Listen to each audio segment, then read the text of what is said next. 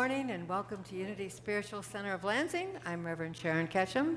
I want to welcome you here this morning. And for those of you that are joining us online, hi. I know we have people spread out all over on little vacation trips for this time of year. Lisa down in Florida and here in town. Sharon Leininger is watching us religiously. No pun intended there. We are making a point of staying safe by asking you to wear masks, except when we're on the podium here. We do have the air exchange system on, and we are refraining. It's a touchless service, so we namaste, we hug. That was a good idea from Winalee. Hug yourself instead of giving the other. It's one way to keep your hands from doing that, I think. So we're doing what we can to stay safe and healthy. Things change so rapidly, so stay updated by going to our website, Facebook. We do have an e-news that goes out once a week, and if you're not on it, you can fill out a little connection card on the table and stick it in the prayer box over there, and we'll get you on that list. And of course, you can always call the office. We'll get back to you on that. And if you're new to Unity, feel free to give me a call or send me an email, and we can connect for any questions you might have. So we start out in these very unusual times with a prayer first for our physical health and wholeness. So let's affirm together. In this moment, we bless the gift of our bodies. Like a magnificent Christmas tree, our bodies sparkle with the lights of health and vitality. We lay claim to the presence of our physical strength and resilience as we adorn ourselves with practices to maintain and grow our health. Every day we are guided to make choices and take actions that support unwrapping the natural wholeness of our physical being. And so it is. Amen. And maybe a deep breath after that. Those little cells of our body are very happy being acknowledged for their strength and resilience. Unity comes from a mission for this center of spiritually awakening to our oneness with God, each other, and all creation. And this comes out of our vision statement of seeing a world powerfully transformed through a growing movement of a shared spiritual awakening. I like to focus on the idea of shared because it's really about understanding that we honor ourselves and each other whatever path we're on and wherever we are on that path, as opposed to finding the right path or the right answer. It's really about the journey and the experience. So we like to honor the many paths to God as we affirm together.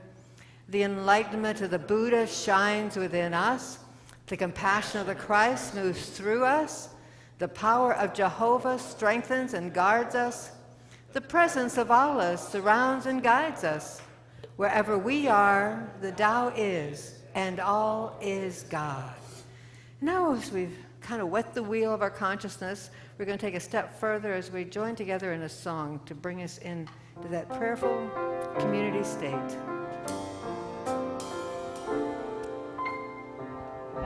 Our thoughts are prayers, and we are always praying. Our thoughts are prayers. Take charge of what you're saying. Seek a higher consciousness, a state of peacefulness, and know that God is always there.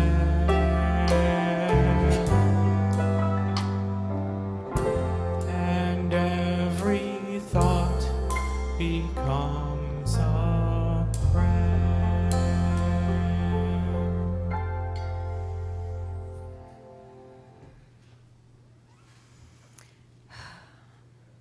As we live in oneness, we recognize that people all over the world are our neighbors, and we like to hold them in our prayer consciousness.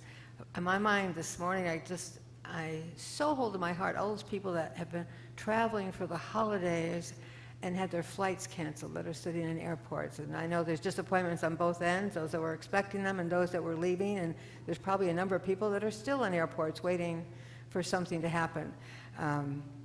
And, of course, there's all other kinds of things going on. So anybody that might be heavy in your heart today, or a world situation that you recently heard of, I'm still holding the families in Oxford, Michigan in my heart this Christmas season, and certainly our neighbors in just a little ways south of us that got hit with the tornadoes. So we pray for all of them together, affirming. We remember Christmas. We remember that we are one. We remember the past and are filled with hope for people everywhere, no matter the situation. The resilience and resourcefulness that carried them before is still alive and powerful within them now. We remember the present, knowing God is in every event and more powerful than any situation. The world changes moment by moment, breath by breath, and we hold the consciousness of that which does not change, the peace of the presence. We remember the Christmases that are yet to be, as we join our neighbors around the world in heart and mind to fulfill the promise of a life filled with love for one another. We share the joy of our hearts to bless others through struggles and grief, celebrations and completion. In a consciousness of one, we remember. We release the struggles of 2021 and courageously embrace 2022. And so it is. Amen. And now a blessing for Unity Spiritual Center, which happens to be all of us. Remember to keep our cup full so that we can give to others. Hope is a light guiding our every endeavor. Peace is a prevailing sentiment in our lives. Love is a gift freely shared one to another. Joy flows as unlimited abundance through our community and through our lives. For the blessings of the season, we are truly grateful. Inshallah, shalom, namaste, amen.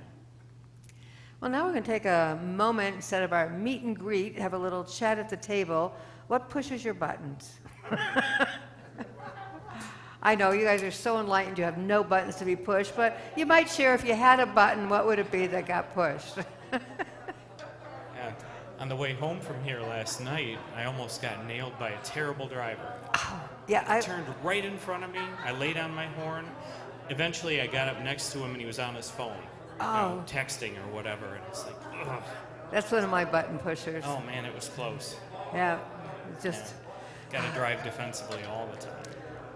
Yeah, that does get me. Well, we're going to go back together with a little fun music, keeping the joy light this morning. Yeah. Whoop, sorry.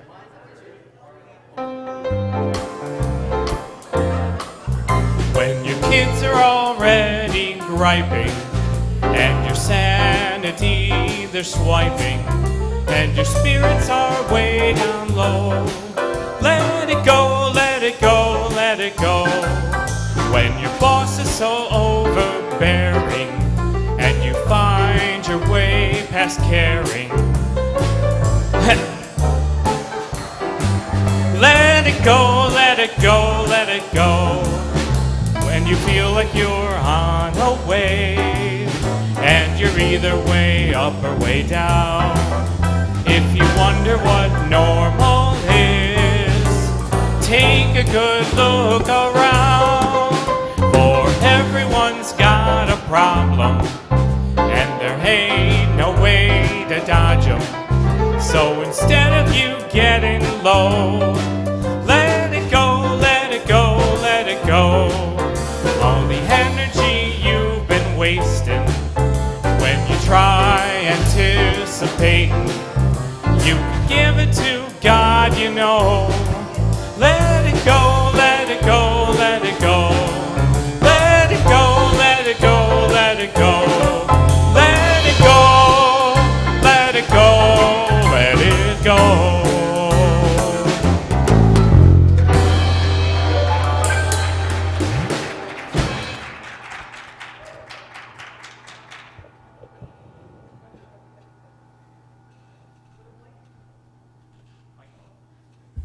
There we go. That was fun. Good morning. My name is Stacey. I'm your platform assistant for today. Today's daily word is faith, inspired by Jesus' words in the Gospel of John. I have come as light into the world so that everyone who believes in me should not remain in darkness. Pulling back a curtain in a room will drive the darkness out and flood the space with light. We remember this at those times when our lives feel dark. We have the power to live from faith, which brings us out of spiritual darkness. Faith helps us believe that even when we can't see the light, the light of God is always shining. Little by little, our awareness of God is always shining. Little by little, our awareness of God grows increasingly brighter until we perceive the divine everywhere. We are spiritual beings, inseparable from God. We place our faith in this truth and drive out the darkness of fear and doubt that may have caused us to shrink from the fullness of life. Shining our lights in the world, we inspire those around us to grow brighter with faith. Let us affirm together, my inner light grows brighter through faith. We remember our core value of spiritual awakening as we experience the Christmas spirit and the Christmas season. We are collectively moving through these most remarkable and ever-changing world conditions. Our gift this season is the experience of what oneness means for our day-to-day lives. We are awakened to the extent that our daily lives are impacted by actions of life around the world, whether it be the transmission of a tiny invisible virus or the sluggishness of transporting goods from other countries. We are experiencing a time when the world is having a real-life communal experience. During this Advent, wrapped in a pandemic, we can take our personal experiences as an opening to a deeper understanding of what it means to awaken to our oneness. Let us affirm our core value together. We seek to experience and live from a consciousness oneness with God, each other, and all creations. Next Sunday at 9:30, our SALT, which is our Sunday adult learning time, is about the myth of the phoenix with Curtis Pratt facilitating. Everyone is welcome to join the class either in person or on Zoom. This time of the year, let me start that again. This is the time of year for two of Unity's most powerful ceremonies. Today is our Burning Bowl ceremony, and next Sunday is the White Stone ceremony. We also have 2022 calendars for you. Those are at the tables, and you can feel free to take those when you leave today. If you are joining us virtually, please contact the church office or Reverend Sharon so that you can have the supplies you need to participate in these ceremonies at your home. New for 2022, Lucille is offering an evening session of A Course of Love on Wednesday nights beginning January 5th through April 27th. This class will be at 7 o'clock on Zoom. We hope that this new time will make the class more available to those of you not able to take it during the day.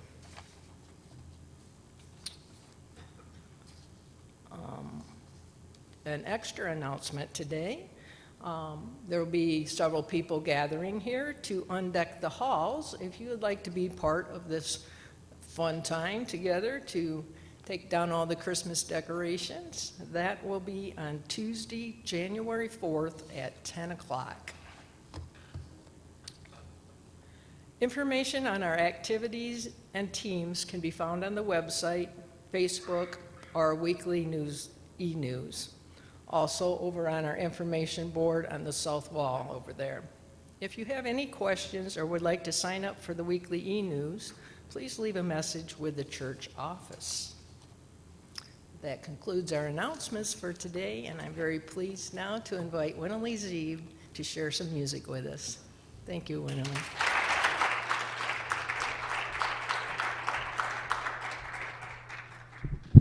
Thank you, and I'm honored to share Love Cover Me with the Unity Band. It's written by Gary Lynn Floyd.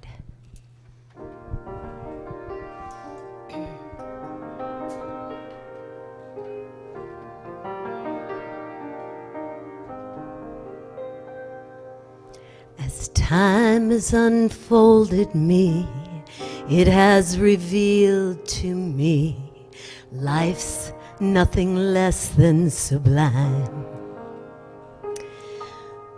With every thought I make, every last breath I take, may I be gracious and kind.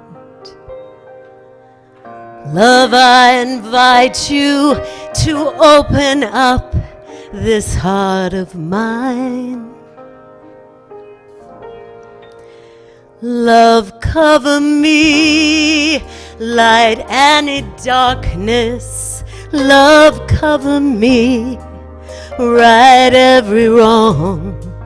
Cause me to see, love, all the hatred. Guide me to be faithful and strong. Love, cover me. Love, cover me.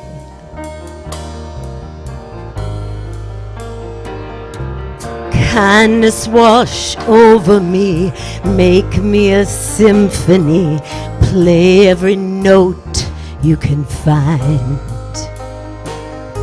Make me reverberate, gently deactivate, slowly flow out of my mind. Find me a melody, dance, and let my anthem be. Love, cover me, light any darkness. Love, cover me, right every wrong. Cause me to see, love, all the hatred. Guide me to be faithful and strong. Love, cover me. Love, cover me. Love, cover me. Oh, love, cover me. Love, cover me. I will not be shaken. I will not be moved. Love, cover me. Make my heart awaken. Tenderness be proved. Love, cover me. Love, cover me.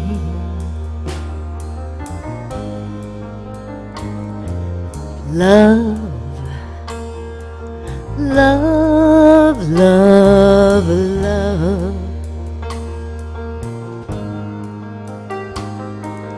Love, love, love, love. Love, I invite you to open up this heart of mine. Love, cover me, light every darkness. Love, cover me, right every wrong. Cause me to see, love, all the hatred. Guide me to be faithful and strong. Love, cover me. Love, cover me.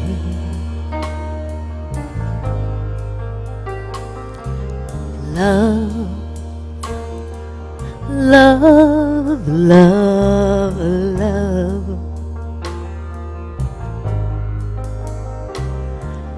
Love,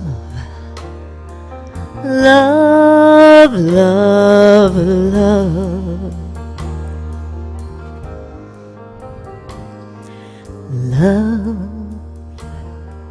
Love, love, love.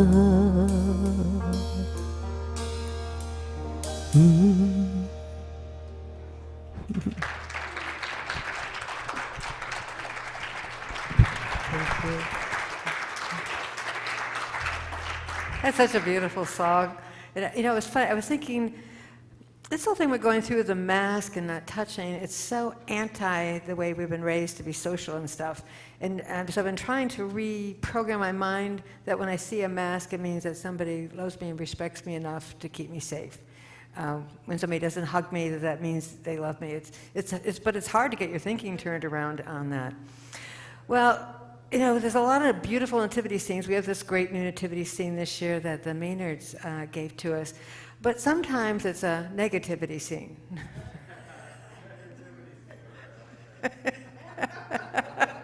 Okay, we got a little delayed, which is why we do the burning bowl to get rid of that negativity. So, the burning bowl really is a symbolic release. And for many of us that are visual learners, it really helps us to be able to see something gone. Yeah.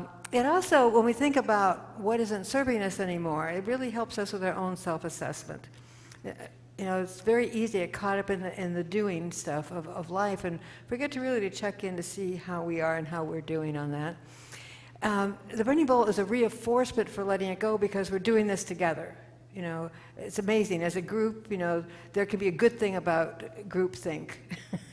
So when you're doing something brave and courageous, like letting things go, it's really helpful to have friends around. And it has great benefits for us. It really is good for our health. You know, stressors are one of the worst things for our body. But so we can, as we let things go, it just allows us to be healthier. Because it's a sense of emotional freedom. If we've been carrying around some baggage, it lets us go. And I kind of think about this is like a booster shot to our health and wholeness, to really do the self-assessment and, you know, not serving me anymore, it's gone. A long time ago, there used to be shoes like this. None of us were around at that time. And they were button shoes. You had a little hook in order to button them. This was before laces. Can you imagine getting that on a little kid? Those wiggly feet and everything. But it's not only shoes that had a button and a hook. We have buttons and hooks, right? Yeah, all of us have our own supply of buttons, and we have some hooks there in our heart too. So I want to touch on them today. We talk about oneness, and we are one, and we get a lot of benefit from that. But in that oneness too, it often can expose our buttons, and not all of them are the funnest buttons that we might have. It said that everyone has a hot button. Who is pushing yours?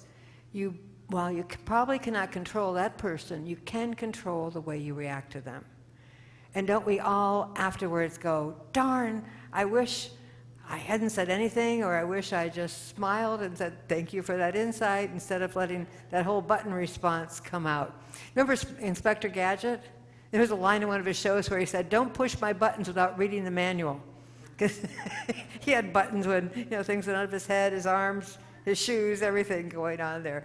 And, you know, isn't that about relationships, though? If you're going to push my buttons, at least read the manual so you'll know if we go down this path, this is probably the behavior you're going to get from me on that. So our buttons. Buttons, some of them are involved with shoulds. Like we have these beliefs that we should, that there's this universal script of perfection. So therefore, you know, holidays, there's a lot of shoulds that we might have in there, that I should make X number of dozen of cookies. I should call X number of people. I should send out so many Christmas cards. And then if something shows up that reminds you that you didn't do your should, that's a button pusher. You know, take on the guilt, shame, what you should have done. And of course, this wonderful script goes on to they too. I mean, if I have this script of perfection, well, everybody else has the same script. So yeah, look at them. Look what they did. Oh my goodness. Then there's these buttons that come from this idea that it's a fallacy that we're entitled to certain things, or there's a fairness to life. And entitlement is like, well, we can't understand. If we want something, we should be able to have it. But we forget that that might have an impact on somebody else. And so that comes into fairness. And, you know, fairness seems so obvious. It's like a teeter-totter. I always thought of a teeter-totter as fair. You get into this balance. But fairness is only to my measure. And fairness is only to the other person's measure. So when we start getting into this, that we're entitled, because that's a fair thing that should happen, recognizing that that's our scale that's going through this. But boy, is that a button pusher. There's nothing worse than feeling that you're being unfairly treated, that you're not being understood, whatever might go into that category. And then there is this wonderful skill of mind reading, where we can assume the intent somebody else had when they said something. I know what they meant by that. Yeah, that was just a real subtle put down. Yeah. And then, if you're really into it, you can magnify the whole thing. It could be a look. Did you see the way they looked at me? I know what that was all about. Oh my goodness, won't they give it up? And on and on and on. So we have some pretty talented buttons within us. They're just kind of, when we observe them, they're a whole lot more fun than when we're responding to them. So we really, our work is to disconnect these buttons. Buttons can only be pushed with our consent, right? Can only be pushed with our consent. We have to agree to have that response. I had a board president in Kitchener, Marilyn Smith, who said, there are people that walk around looking to be insulted. It doesn't matter what you say, they will take it as an insult. And, that's their choice. They got this button out there that says, push me, just energetically and psychologically. Of course, parents now, I love this quote, that they know where our buttons are because they sewed them on. And granted, I don't think any parent ever did that with intent. But, when you live with people, you do have a tendency to co-create buttons for each other as we go through life. And then, this is a really good quote for me about disconnecting from buttons. I don't have to attend every argument I've been invited to. And this kind of goes back to the other one, about fairness and entitlement. I mean, this is the right, everybody should know this. But there are people that are out there, whatever it is, they need to let that energy out, they need to argue. They need to argue. And you don't have to participate. I often remember this example of if somebody throws you a ball, you can fog it. If that ball is argumentative, is hateful, whatever it is, you just let the ball go by. If it's heading right for your hand just becomes like a mist and the ball goes. You don't catch it and throw it back.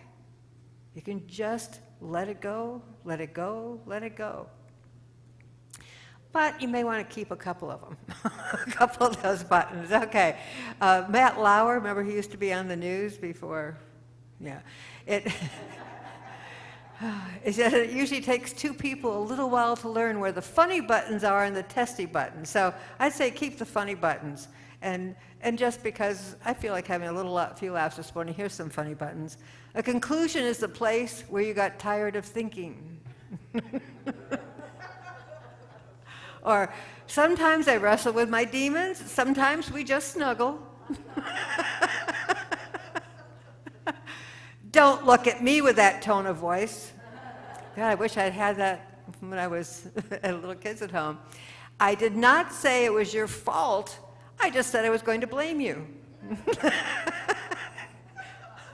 I'm glad we're a blame-free church, not mistake-free. Just this morning, Greg, I was trying to do my mask and I hit a button and the whole world went crazy right in the middle of that song. Now get to our hooks. Our hooks are wounds that we have in our heart that feel like they're healing, and then something happens to tug on that hook and rips it right open again. And my old buddy there, Captain Hook up there, and his nemesis, the alligator that was after his other hand. He took his one hand in his watch. So the hooks are things that we're literally attached to, something that has been lost in our life, a position, a person, a relationship. There's that sense of loss, something that's happened to us that's painful, that maybe we're healing from, and then all of a sudden something happens that we re-experience that pain, that wound you thought was almost gone, and then it just opens up again. And sometimes it's something that we believe is a part of us, even though it's outside of ourselves. This might be, I I just go back to those stories of people singing as kids in school, and the teacher says, okay, you're in the choir, but you mouth the words because you're such a bad singer. And, you know, that was totally somebody else's opinion, but we take that in as a real wound to be shut up, not to have our say, not to have fun. Experiencing, you know, singing is just a lot of joy. And though it's not ours, we take that on, and it's a wound that's so tender it can open time and time again. And the hook has two parts. Sometimes it's one or the other, and sometimes it's both. One of them is the intellect. I get hooked intellectually a lot. Somebody asks a question I don't know the answer to. Thank God for Google, because it used to be really hard when it was Encyclopedia Britannica. You had to go look it up in. But, you know, is so-and-so still alive? Or how did this phrase come to be? And it just, my mind, until it gets the answer, won't stop. So it becomes a hook. But the emotional hook is the one that's probably a lot deeper. And very often, the emotional hook and the intellectual hook get tied in together. And so this is a really deep, multifaceted hook and wound that we have going. I've done meditations where they talk about taking the hook and this golden thread between you and another person that's really good at pulling on that hook and lifting it out. It's one of those things you need to repeat time and time again, energetically letting that hook, that connection go.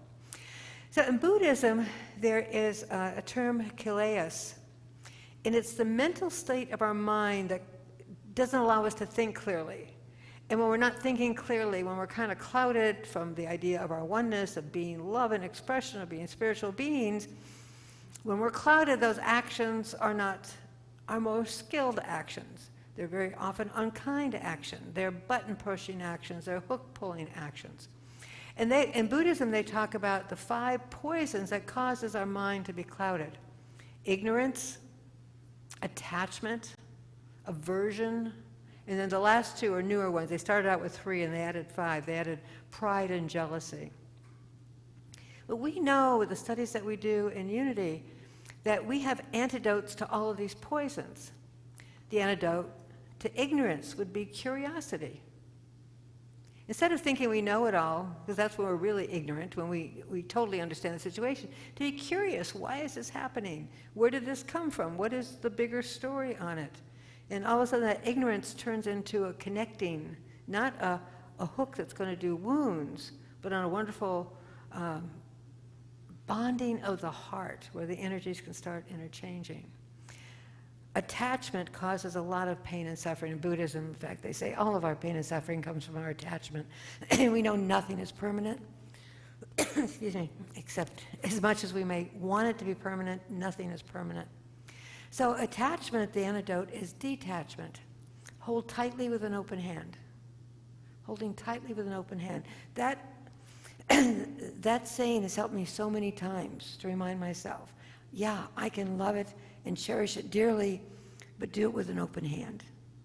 And I can think of, I had a little gold baseballs on a necklace. It was my grandfather's.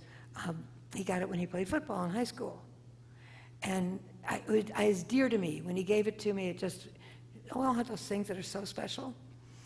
And then one night when I was out, the house got robbed and they took that piece of jewelry and my great-grandmother's engagement ring, a little tiny diamond. It wasn't worth a lot. And you know, sometimes we invest that emotional attachment into things because it reminds us of the other, and it's devastating. You think you'll never get over it. And then, if you can allow it to go, you still have the memories, you still have the feeling, you still have the relationship that meant to you. It's just not having that physical thing. So that detachment is a really great antidote. Aversion to something, the antidote is to embrace it. You know, the more we resist something, with one exception, peas, I will resist. But the more we resist something, the bigger the wall gets, the bigger, it's like a barbed wire wall that goes around it. But when we take that breath and kind of step into the situation, embrace the situation, our perspectives change. You know, things that we say, I'll never do that, I would never, whatever, we fill in the blank. The moment we take out the never and we start looking at this as part of the journey, and what can I learn from this? And why is this coming into my life at this time? We embrace it to learn from it. What we resist persists. We say this all the time in Unity. Resisting puts energy into that which we don't want. It persists. So instead of resisting it, embrace it. Pride, the antidote, of course, is humbleness. And it's amazing what humbleness will do for us. First of all, when we are prideful, we have this huge responsibility on our back that we are responsible, that we know everything, that we have to do it right and do it for everybody, whatever that story is. As soon as we become humble and say, I'm working through it, I'm doing the best that I can, and I'm putting my all into it. It may not be perfect by other people's standards. That humbleness. I'm so glad I keep reminding us that we're not mistake-free, because when I do something silly like this morning and we're live on air to everybody, it's so freeing. Yeah, whoops, it was an oops. Oopsortunities, as the Zentanglers say. Oopsortunities, yeah. And then finally, jealousy. The antidote for me for jealousy is admiration. And I know anytime I've taught a prosperity class, one of the great insights I have, when you see somebody, we've been watching people that win lotteries and then they get their dream home, they look for their dream home, and you think, why isn't that me? Why didn't I go get that scratch off for $5 million or for $100,000, whatever it might be?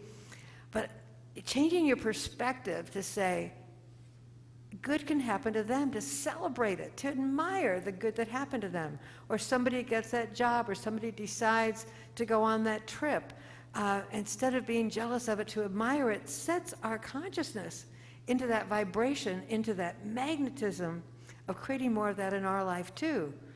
What do you think jealousy creates energetically when it's a push away? Jealousy is, that's a repelling force. So admiration, celebration of the good that happens for everybody. So unhooking from these poisons. You might ask yourself, if you're feeling kind of foggy, or you see yourself being unkind in your thoughts or your actions, or unskilled, are you reacting to a poison? Is there something within you that you're having this aversion or this jealousy or this pridefulness about something? Also, too, when you're feeling something, is it yours? Sometimes, we're around people and we can feel what they're feeling, and all of a sudden we think we're feeling it. So ask yourself, is this really me feeling this, or am I picking up the vibrations from those around me? And whatever it is, do I want to keep it? Do I want to keep it? Another one to ask yourself, is it happening right now, or is this something from the past that you're dragging behind you, this big bag of baggage of all the yucky stuff there? Are you ready to let that go? And then another thing, a real good measure, is this something that's adding to me, or is this something that's draining me? Is this something that's stealing my energy, or is this something that's buoying me up? So from Buddhism to Nelson Mandela, the klishés, these mental states that cloud the mind. There was this book called The Sacred Book of the Werewolf, written by a Russian author, and in it the protagonist is A. Huli, and she is a dharma of Kalisha states. So she goes around and finds people that's having one of these poisons, and she throws her nets over them, and then she can control them. See, when that weakened state, that Ahula, she could come in and just take control of your life.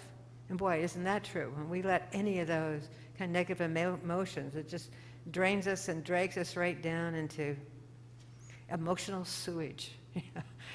So what happens is, she found out that there was a counter dharma to her, the Buddhist dharma.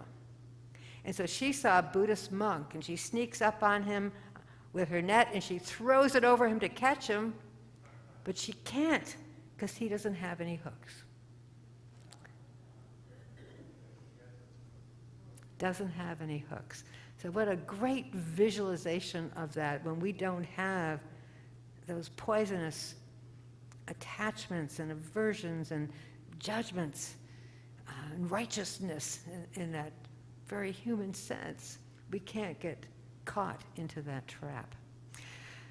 I think that the burning bowl is really about forgiveness in this sense. And the Course in Miracles says that forgiveness is my only function.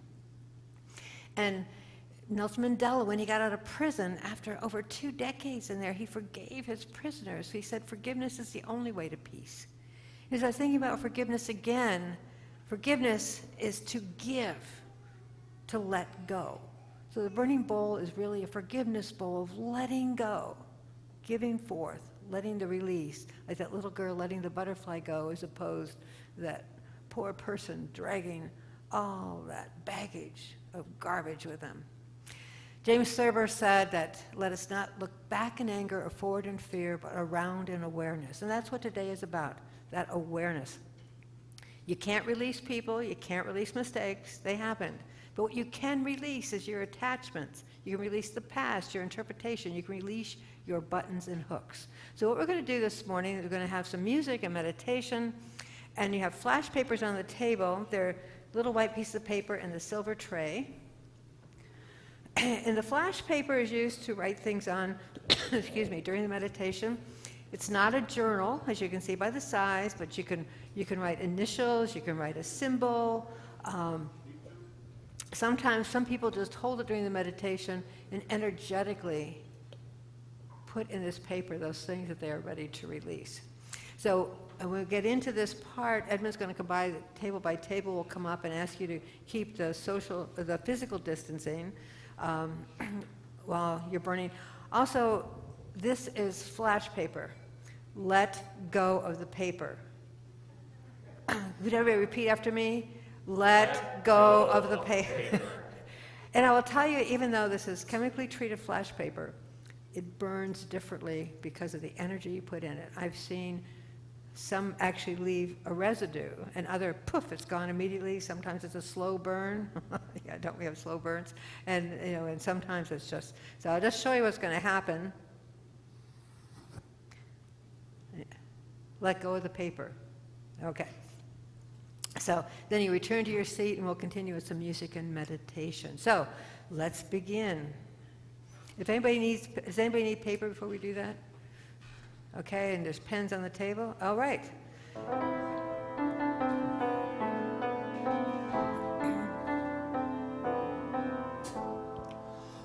Pour over me, Holy Spirit, cleanse my heart and comfort me.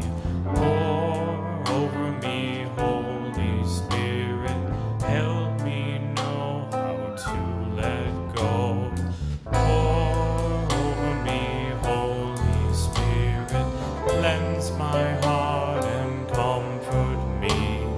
Pour over me, Holy Spirit, help me know how to let go. Edmund, just stop. Edmund. Over me, Holy Edmund. Spirit, cleanse my heart. Let's do the meditation before people to come up, so they have a chance to write on their paper. Okay? Pour over me, Holy Spirit, help me know how to let go. I just invite you to close your eyes for a moment. And just take a deep breath. Take several breaths. Just allowing yourself to be present. And allowing yourself to feel that cleansing opportunity to self-assess. As you breathe into your body, are there places where there feels to be a resistance to the breath? You may not even know what it is, but you will know if you're ready to let that feeling go. As we bring our minds into stillness, there'll be little background noises from the past. And the past could have been 5 minutes ago, or it could have been 5 years ago, 50 years ago. And is this noise reminding you that this is lingering there and you are ready to release it?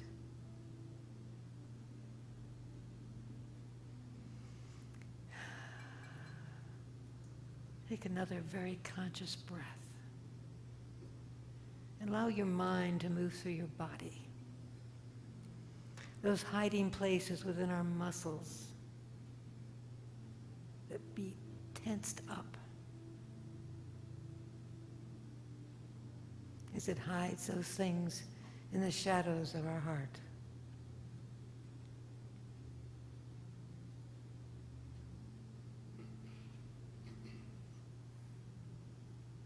There may be a sense of darkness, of shadows in some part of your body. We allow our breath to breathe into it as we give ourselves permission to release and let go.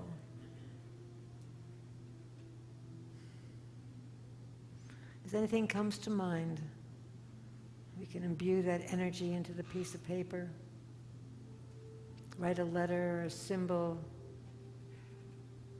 that helps us make that personal commitment to let it go.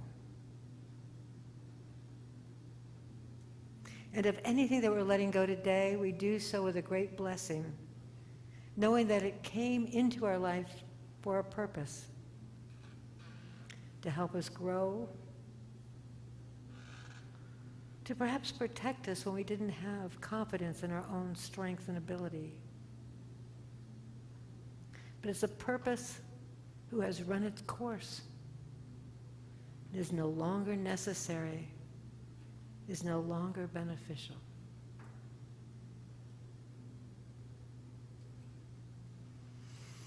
We take a deep breath and allow this process to complete in its beauty, in its wholeness, in its holiness.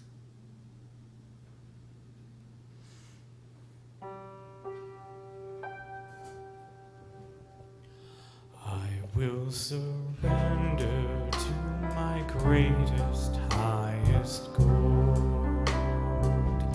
I will release any fear that blocks my way. For every step I take is taken in pure faith. And I am stronger every moment, every day. My mind is willing and my heart is open wide.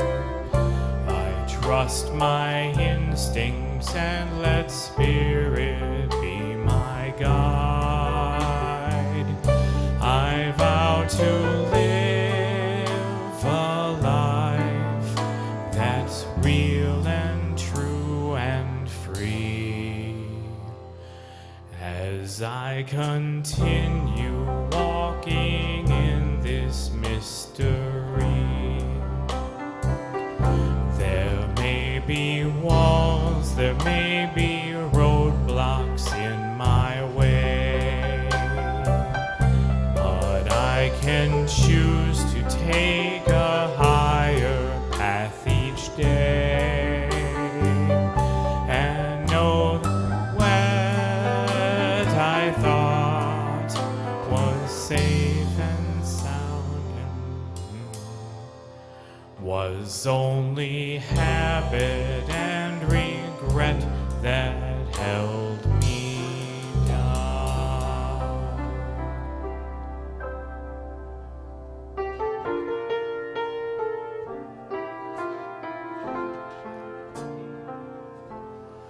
How could anyone ever tell you you were anything less than beautiful?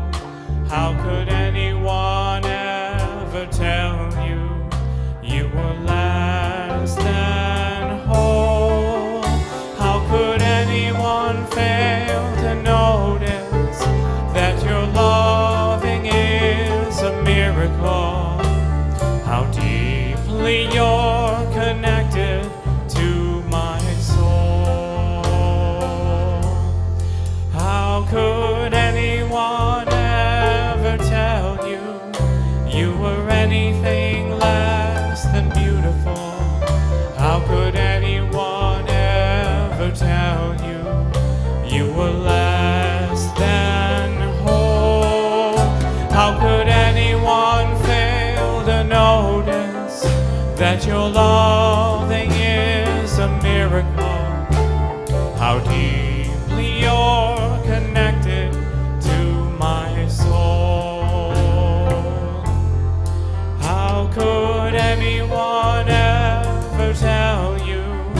you were anything less than beautiful.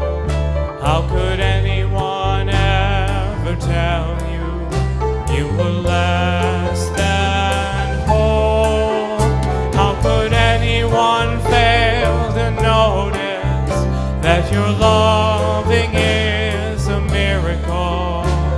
How deeply you're connected to my soul. Should we skip to the last one? Let's go to Free and Unlimited. Yeah. Yeah. The Unity Classic. You There we recognize go. the waltz belt? I am free, I am unlimited. There are no chains to bind me. I am free, I am unlimited. Right now, right now. You are free, you are unlimited. There are no chains to bind me. I am free, I am unlimited. Right now, right now. You are free, you are unlimited. There are no chains that bind you. You are free, you are unlimited. Right now, right now. You are free, you are unlimited. There are no chains that bind you. You are free, you are unlimited. Right now, right now. We are free, we are unlimited. There are no chains that bind us. We are free, we are unlimited. Right now, right now. We are free, we are unlimited. There are no chains that bind us. We are free, we are unlimited. Right now, right now.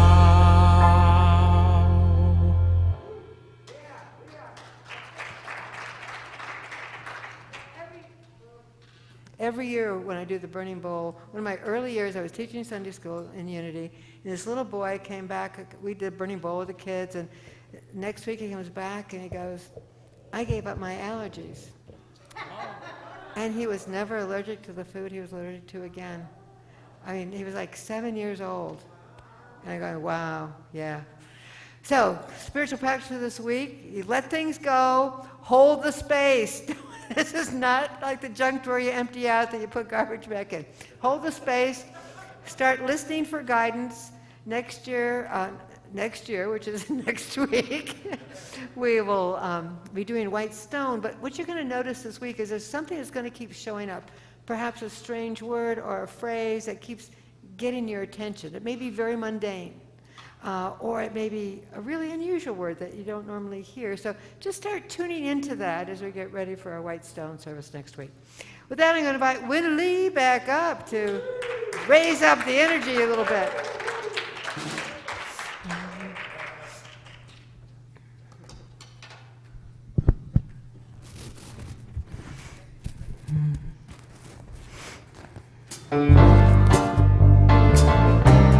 Feel free to dance if you want to. Life is in me, moving through me, beyond question, standing strong. Power and presence is my essence, been within me all along. What is there to be afraid of? Yeah. Pure light is what we are made of. Life is in you. Can you feel it? Look inside you, look around.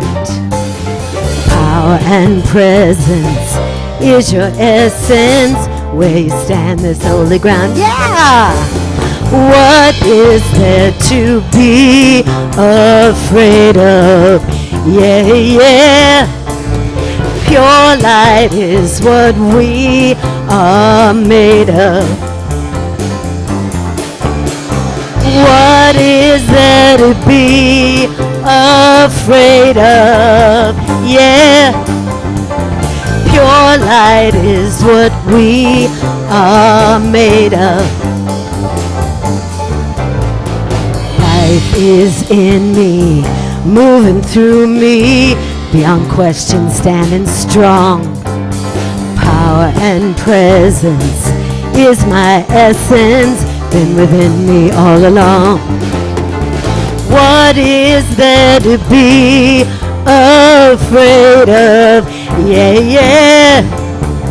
Pure light is what we are made of.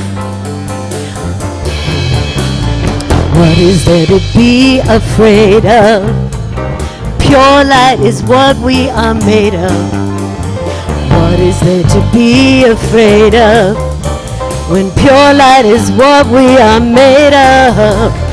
What is there to be afraid of? Yeah.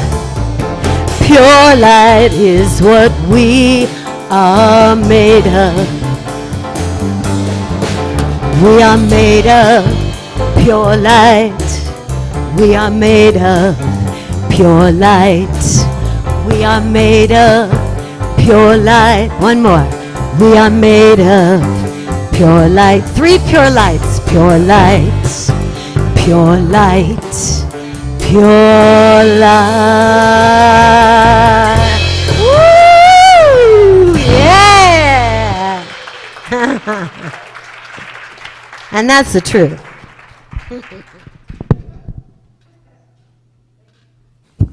Thank you, Winalee. This is the time during our Sunday service when we engage in the sacred practice of generosity. In this, the last Sunday of 2021, we acknowledge a deep sense of wonder within us as we take a moment to feel deep appreciation for the many blessings we received in our individual lives this year. Unity is so grateful for each of you who have supported Unity online, through the mail, and through love offerings shared in person. It is because of your financial gifts that the tremendous work of our team of volunteers that this ministry continued to thrive in 2021.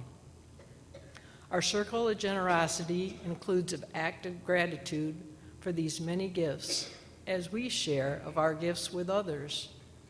For the 4th quarter of this year, we as a community have chosen to share our gifts with 3 incredible organizations. This month, we are tithing to Youth Haven to support the work with our young people. Let us take a moment to immerse ourselves in deepest gratitude by singing, "I Am So Blessed."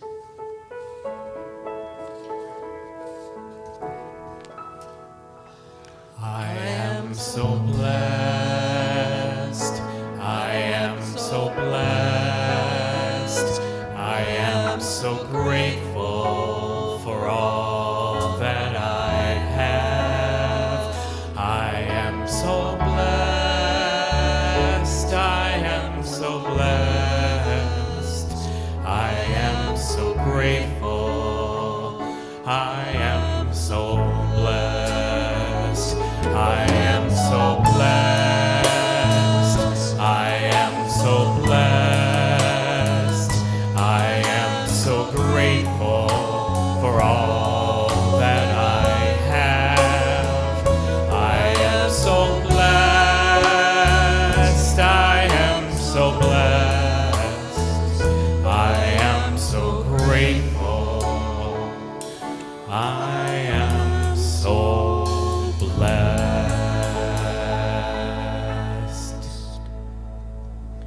Generosity is a sacred exchange of giving and receiving.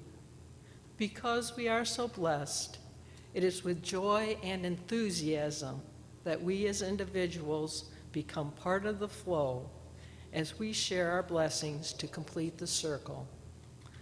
Let us set our consciousness of blessing and celebrate the circle of prosperity by affirming together, divine love through me blesses and multiplies all that I am, all that I have, all that I give, and all that I receive. I praise, give thanks, and am glad. To close our service today, we will join in singing the peace song.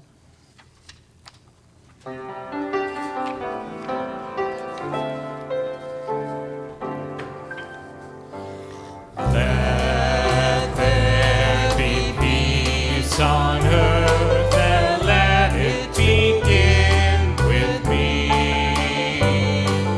Let there be peace on earth, a peace that was meant to be, with God as creator. Family all are we. Let us walk with each other in perfect harmony. Let peace begin with me. Let this be the moment now. With every breath I take, let this be my joyous vow. To take each moment and live each moment in peace eternally. Let there be peace on earth, and let it begin with me.